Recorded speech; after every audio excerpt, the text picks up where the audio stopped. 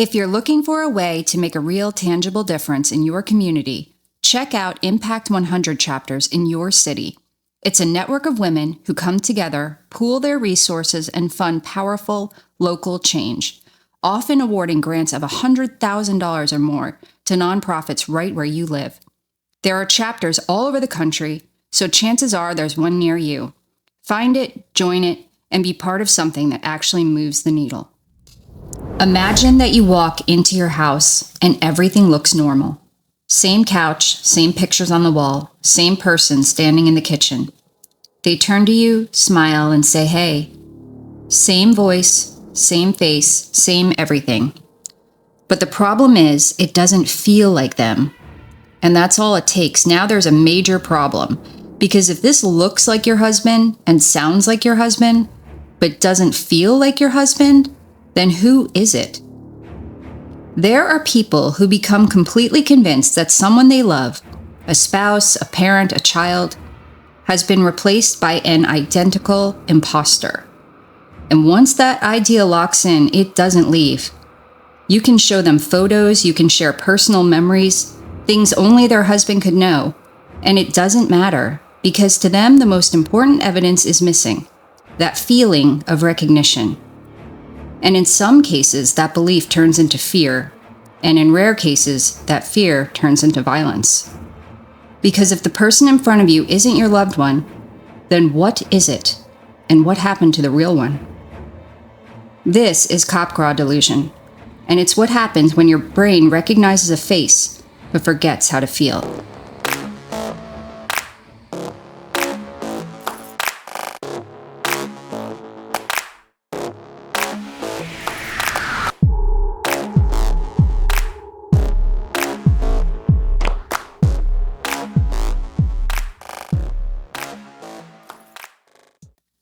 Hello, strangers. Hi, strangers. So before we even start, we would love for you to rate and review the podcast on whatever platform you're listening right now, because the only way we can get to people is if we are rated and reviewed. So if you're liking what you hear, please do that. And also tell everyone you know who might be interested to give it a listen. Thank you. Welcome to Strange Mind, the podcast where we delve into the strange corners of the mind. I am Dr. Amy Busing. I'm Viking Cat Lady. Hello. We're going to be talking about Capgras. I was just telling Viking Cat Lady that I was listening to an episode about Capgras on Stuff You Should Know, and they were calling it crabgrass, and I kind of like that. And we're going to adopt it. Because Capgras is a Frenchie's name, so it does feel a little bit. It sounds like it should be a crew in Mardi Gras. Capgras. Oh yeah, It's like saying Moe instead of Moet. Like I get that it's right, but we're in America, so I don't know if I should say Moe. You know? I think you should say Moe. Yeah, I guess I should. Okay. All right. So Crabgrass. Got it. Crabgrass. So what is that? It is a delusional misidentification syndrome. And the core belief is that someone you love or multiple people have been replaced by an identical imposter. And this is a fixed, unshakable belief.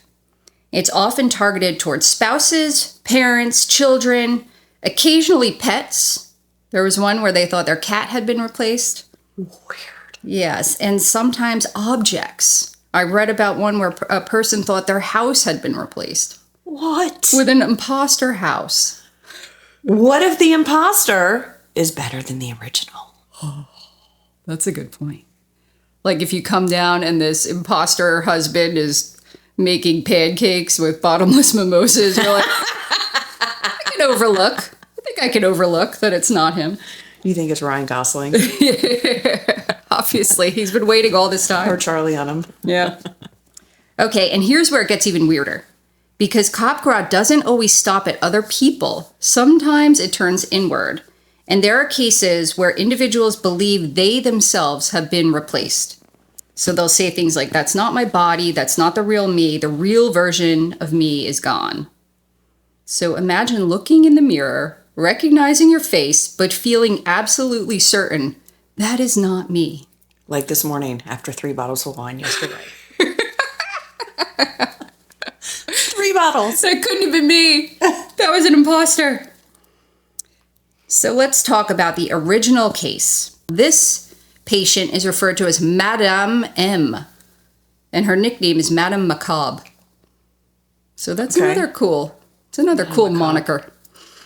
So Capgras was first described in 1923 by Joseph Capgras, oddly enough, and Jean Raboul Lachaud. So basically, this woman in 1918 goes into the police station. She's in Paris, and she says that there's people being held prisoner in basements all over the city, and they quickly realize that something's amiss, and she's telling them that there's this huge conspiracy against her, and thousands of people across the city, including her husband, have been replaced by imposters. So this is where the Capgras gets involved and starts evaluating her and finds out that she had delusions of grandeur and believed that she herself had been replaced as an infant, and she was actually like a royal, and she had, billions of whatever it was at the time, dollars, but Yeah. and that people knew this, so there was this huge conspiracy. She believed there was up to 80 versions of her own husband coming and going. So she had created elaborate explanations, like there were secret organizations out to get her. What happens? How does this happen? So the person recognizes the face, but doesn't feel the emotional connection. So imagine looking at your own mother and feeling nothing. And also, I guess maybe doesn't remember anything from the past, that they've been married to their husband for 20 No, they years. do. They remember that. They remember everything. And even if the person says, hey, remember on our honeymoon we did this? I gotcha. Because the feeling is gone. I'll tell you a little about the neuroscience. Mm-hmm. There's the facial recognition system, which is located in the fusiform gyrus area of the brain, and that identifies who you're looking at. And then there's the emotional processing system, which involves the amygdala and the limbic system, and that generates the feeling of familiarity. So basically with Capgras, the face recognition system works, but the emotional response is disconnected. So you get this signal like, this isn't someone you love. You don't get that same emotional feeling when you see them. And it's interesting because I don't see my husband and consciously have an emotional reaction, I don't think. But it must be something that you feel that's just below your consciousness. Mm-hmm. That when you see that person, it's just not registering. Yeah. So, of course, as we know, the brain tries to explain everything, and it lands on the only explanation that fits, which is the person looks identical, but they're not real. And so they actually did an experiment where with people with Capgras, they would call them on the phone, the husband would call them on the phone, and they wouldn't think the person calling on the phone was an imposter. So it's not related to voice. It's something with the facial recognition system disconnecting from the emotional system. So what causes it? So common associations are schizophrenia or some other kind of psychosis, traumatic brain injury, stroke, dementia, especially Alzheimer's. How would you differentiate between Alzheimer's and Capgras?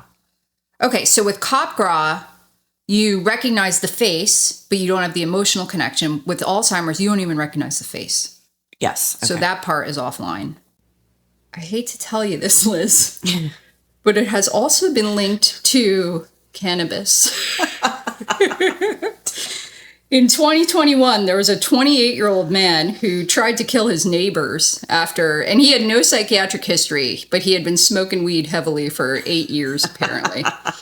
So he believed that his parents had been killed and they'd been replaced by imposters, and he had been acting out aggressively towards them for months. And then everything culminated, and it wasn't clear whether he thought the neighbors were in on it or also imposters, but he tries to kill the neighbors. Okay.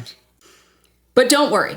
Capgras has only been associated with cannabis in male patients between 17 and 30. Oh, thank God. Yeah, so you're probably good. Me and Chelsea Handler, we're fine. Yeah.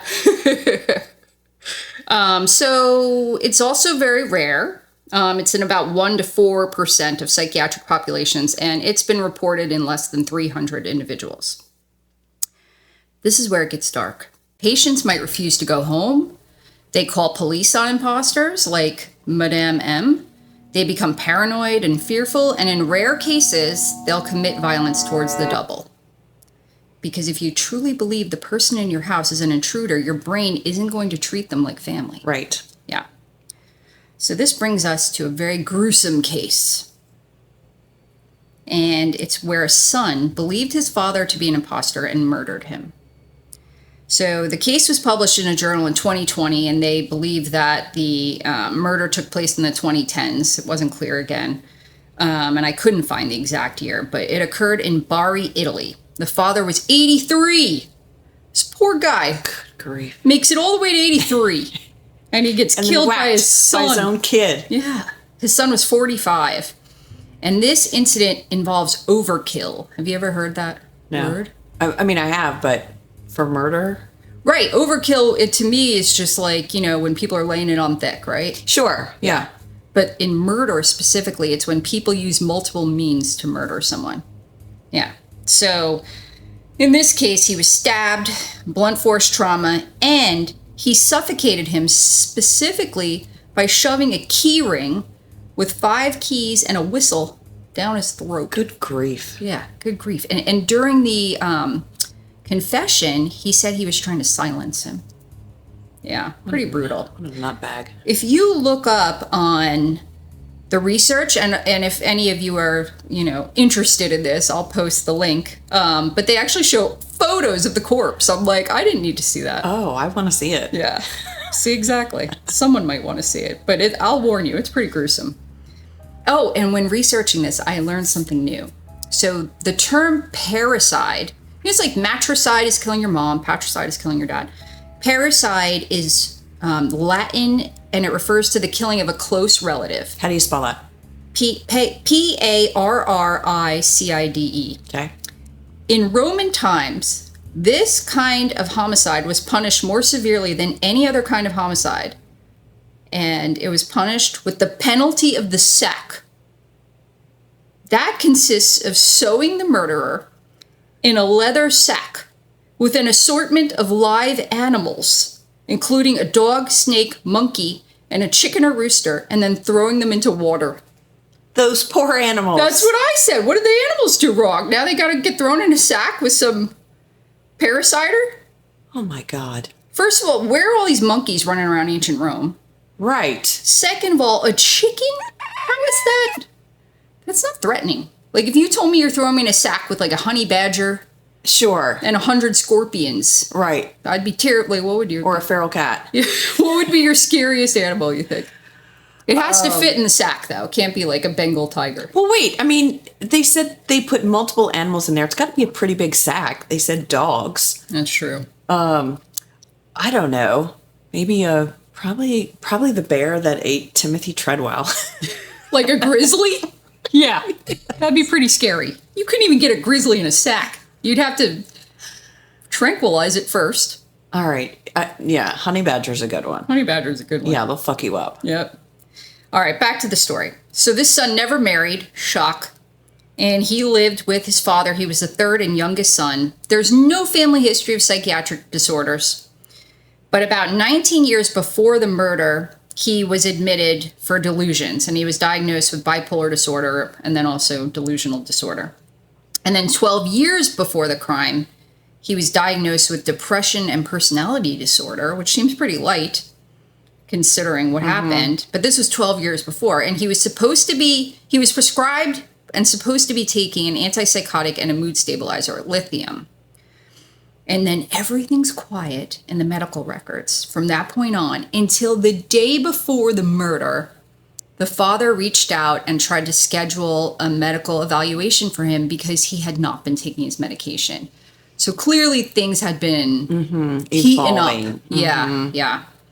So the son later said that he killed his father because he had been replaced by an imposter that he thought was threatening both his father's and his own life. Okay? But he also reported that he thought the imposter was a sack of potatoes. I shit you not. So how do you That's a good one. marry these two? I was threatened by a sack of potatoes. If it was a sack of honey badgers, maybe. But a sack of potatoes? I don't know. Oh, that's rich. So this part is super creepy. After the murder, the man called his sister to reassure her that everything had been fixed. Imagine you get that call. You know that they're already like, oh my God, like whatever, Right. Giovanni is calling me. What the hell oh, is shit, this? what's Yeah. happening? The shit's hit the What's fan. now? What is now? But anyway, the psychiatrist evaluates the son and decides that he's not criminally responsible because He's insane. he's had Capgras and all kinds of delusions. So he was locked in a forensic psychiatric unit. I don't know if he ever recovered, but they don't say. So let's see. I have a closing thought. Every time you see someone you love, your brain is running a silent check in the background. The face is recognized, the emotion is confirmed, and when those two things line up, you feel something we completely take for granted. Familiarity. But if that connection breaks even for a moment, the person standing in front of you may suddenly feel like a stranger. So as always, I was trying to think of an audience question that we could ask for the strangers. And remember earlier how we talked about how Capgras can also be directed towards objects? And they said that one of the cases was a woman who had believed her house had been replaced by an imposter house, which is like very elaborate. I you mean, know? that is something. Like it was like fully built. I would love to have had an evaluation with her and try to figure out. Right. Hope she got a mansion. Yeah, right. No, it's the same house. I know, but like, what is she perceiving it as? Oh, right. You know? I see. That's true. The differentiation is that it's an object that you are very emotionally connected to. And I'm thinking everyone is completely emotionally connected to their phones. So now it would be the Capgras delusion that people are having their phones replaced, which By imposters. by imposters. Imposter phones. Imposter phones. So how about you? What object are you the most attached to? About most, but my creepy ghost lady portrait. Oh, yeah. I love it. Yes, it is cool. Like, it's one of my coolest possessions of, If you check out our YouTube video, I will post a photo of it. Oh, I'll yes, post it very on the cool. website too. And it was a gift. From who? Jeremy. Oh, it's really cool. He got it at Oakland Cemetery. That would be terrifying if you believe that someone replaced it and you believe that someone was watching you through it. Oh, I'm sure that would come into play. Because it's a pretty creepy. That's a question for the audience. If you have any interesting, it doesn't even have to be interesting. You could just comment and let us know. Because I'm curious if anybody has ones that aren't their home or their phone. And then, as always, please like this, comment, review, rate it so that we can keep bringing episodes to you. Over and out. Peace out, strangers.